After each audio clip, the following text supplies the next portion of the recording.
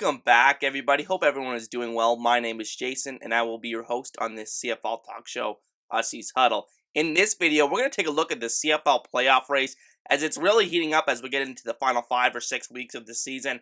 But really quickly before we get started, if you want to support the channel, the best way to do it is by hitting the like button and subscribing to Aussie's Huddle for more CFL content just like this. I greatly appreciate it.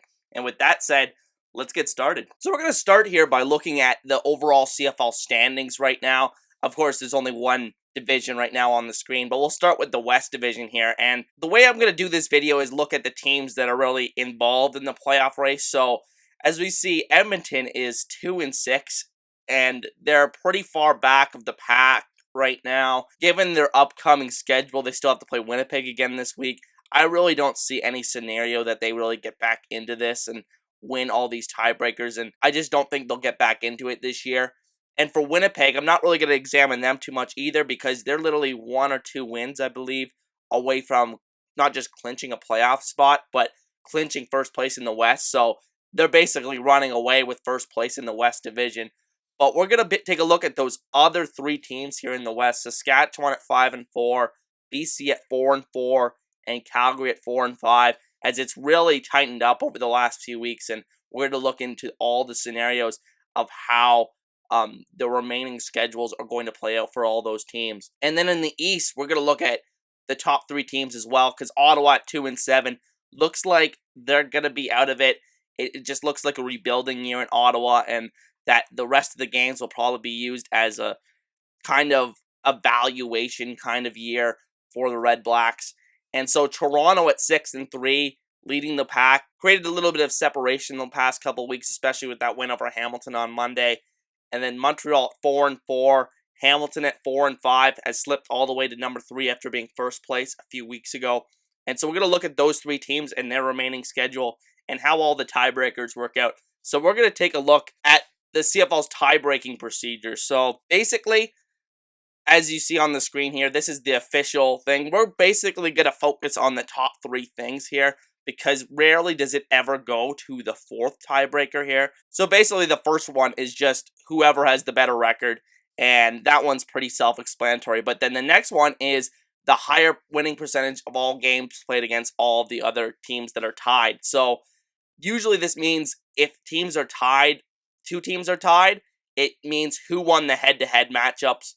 And that's pretty self-explanatory there. But the third point here is a lot of people are going to focus on that this year, because we have a lot of teams that have played each other twice. We've seen a lot of teams that have played each other 4 times. And if they split the matchup, this is what it comes down to. Whoever wins the point differential within those matchups actually holds the tiebreaker. And that could come into play in several scenarios, as I'll talk about in this video when I talk about all of the different teams and their records this season. And with that said, let's just go into the individual remaining schedules of every team, including what teams' tiebreakers that they own.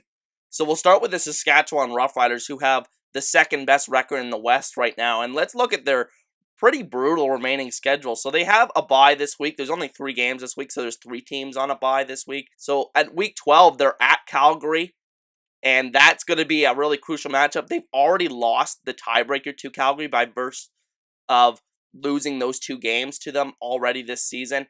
And then they go to Montreal, a team that they haven't played yet. If they win that game, they win the tiebreaker over that team.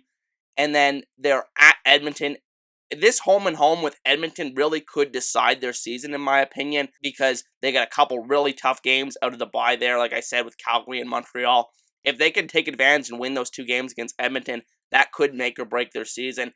And then they have a really tough game the last week of the season against Hamilton. And then for notable winning tiebreakers, I could really only think of one that they have, because they've swept BC this year. They won both games against them. And so if they ever get into a scenario where it's just them and BC tied with the same record, they win that tiebreaker. And that could be very crucial, with BC trailing them immediately in the standings right now. Now, let's talk about the BC Lions and their remaining schedule. So they're one of those teams that does not have a bye week left.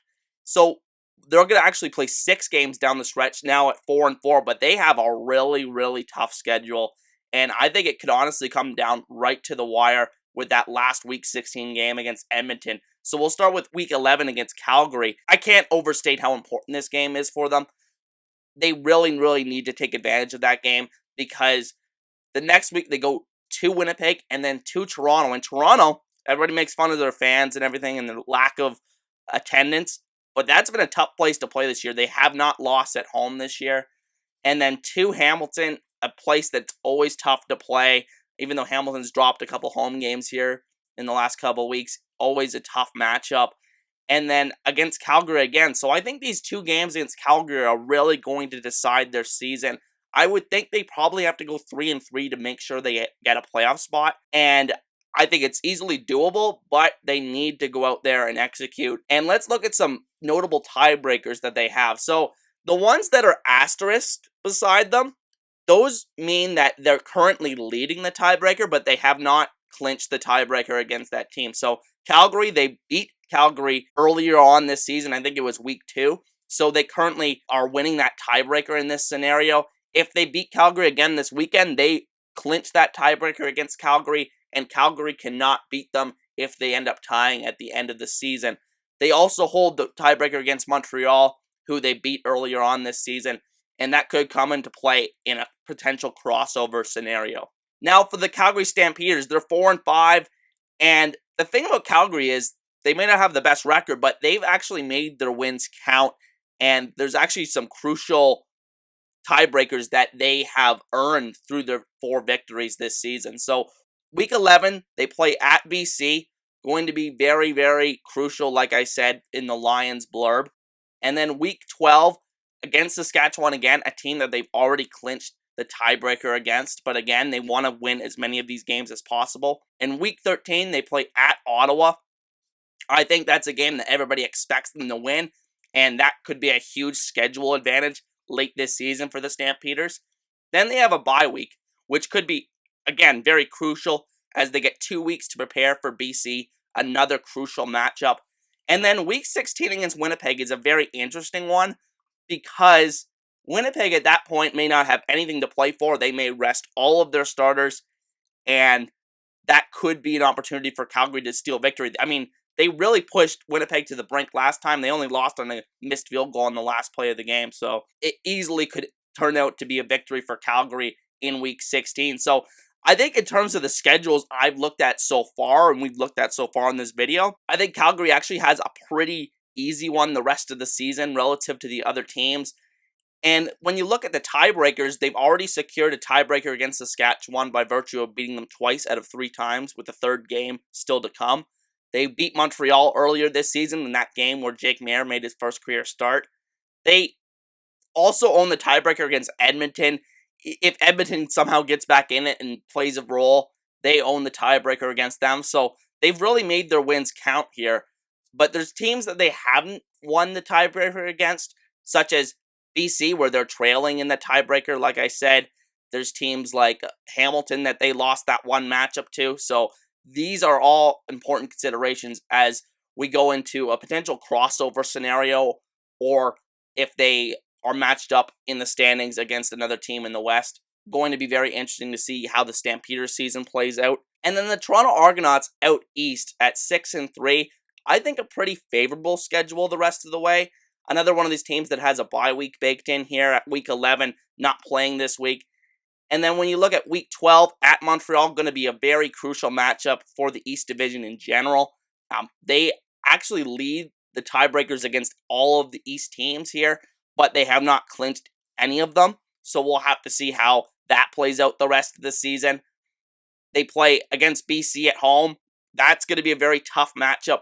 I think Toronto will win that matchup because they've been playing so well at home this year. And then Week 14 at Ottawa, a game I think a lot of people expect them to win.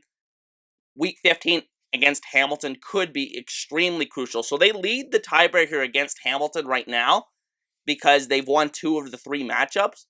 But because Toronto won those 2 games by a combined 2 points, both 1-point victories, if Hamilton wins, Hamilton will win that tiebreaker essentially because Hamilton won by more than 2 points on Labor Day against the Argos. So going to be very crucial for Toronto to really keep their foot on the gas as we go into the final stretch of the season. And again, if they want to get first in the East, that's really going to be crucial for them.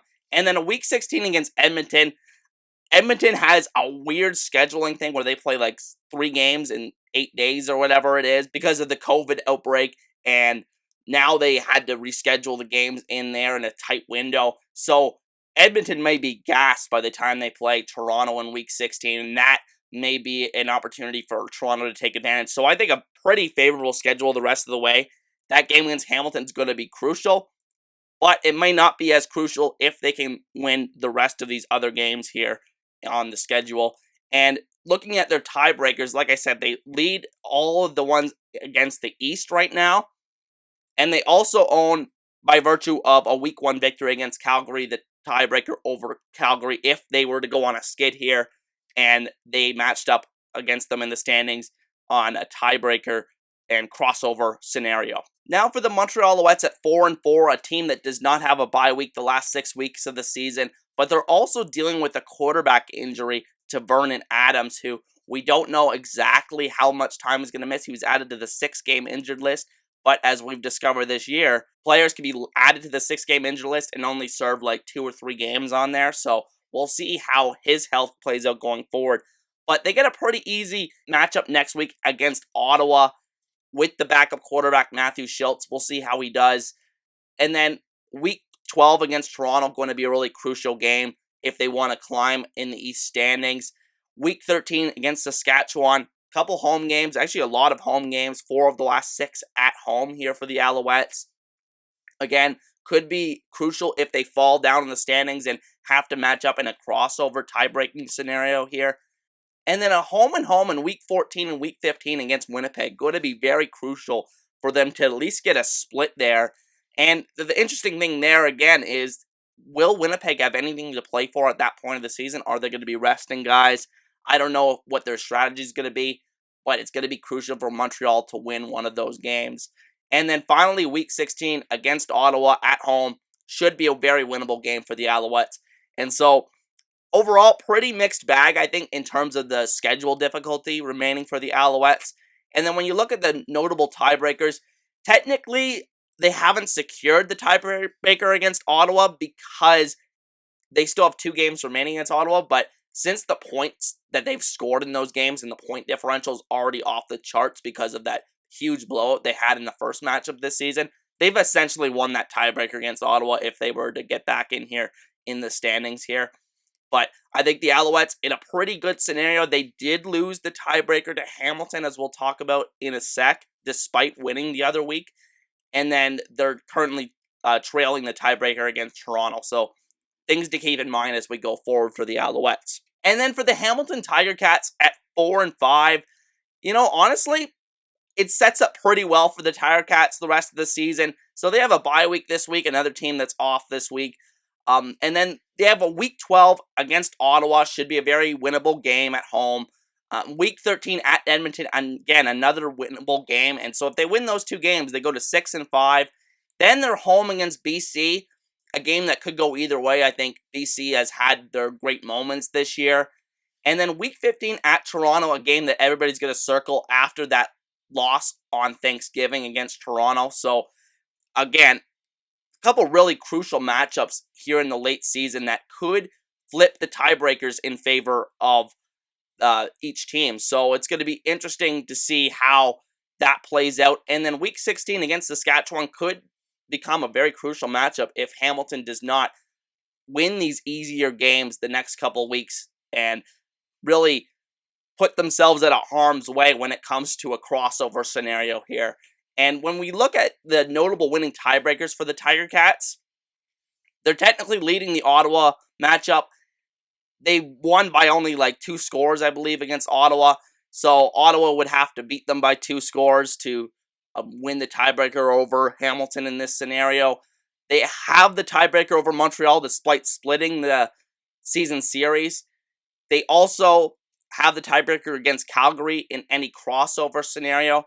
Another thing to keep in mind here is if matched up with BC in a crossover, that game would become very crucial. And then, like I said, against Toronto, if they can beat Toronto in that Week 15 matchup, they will have an opportunity to win that tiebreaker and potentially get back into the mix for the first place in the East. But they have to get on a bit of a run here now at 4-5. So those are the remaining schedules for those 6 playoff teams that are really on the bubble. And one of those teams, only one of those 5 teams is going to miss the playoffs in all likelihood. But when I did my own predictions here, the team I had missing it was the Montreal Alouettes, and that's mostly because I had them losing a game here or there, especially that matchup against Saskatchewan 2 weeks from now, because of the quarterback injury to Vernon Adams could play a huge role. But the margins here are super slim. There's so many different scenarios here. I could really see any of these teams except for maybe Toronto because they have that extra win missing out on the playoffs this year. And it's going to be very fascinating to see how it plays out.